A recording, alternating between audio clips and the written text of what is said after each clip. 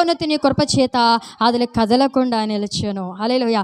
ఎంతో మంది దావీదును బలహీనపరచాలనుకున్నారు, దావీదును కదండి ఆయన్ని త్రోసివేయాలనుకున్నారు, ఆయన్ని ఇంకా శక్తిహీనుడిగా చేయాలనుకున్నారు. కానీ దేవుడు సియోను కొండవలే ఆయన కదలకుండా నిత్యము నిలుచు ఆయన కొండవలే ఆయన నిలబెట్టి ఉన్నాడు. హల్లెలూయా కదండి.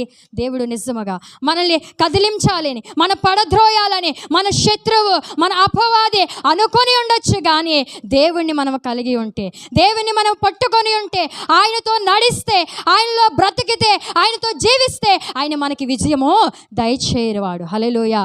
గొలియాతు అనుకున్నాడు, ఈ చిన్న పిల్లవాడు నన్ను ఏమి చేయగలడు, ఈ చిన్న పిల్లవాడు నన్ను ఏమి చేయగలడు, ఇశ్రాయేలు దేవుడు బలహీనుడు అంటున్నాడు.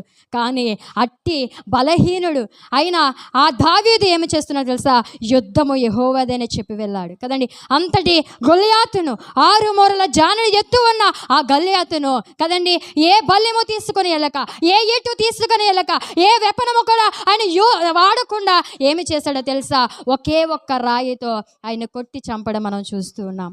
మన దేవుడు ఎవరో తెలుసా, బలహీనుడు కాదండి, మనందరినీ బలహీనమైన మనల్ని బలహీనపరచుటకే ఆయన బలహీనుడయ్యాడు. కానీ శక్తిహీనమైన మనల్ని ఆయన బలవంతులుగా చేయడానికి ఆయన శక్తిహీనుడయ్యాడు. కానీ ఆ సిలువ మందు కానీ నువ్వు నేను నమ్మిన దేవుడు బలవంతుడు, ఆయన శక్తివంతుడై ఉన్నాడు.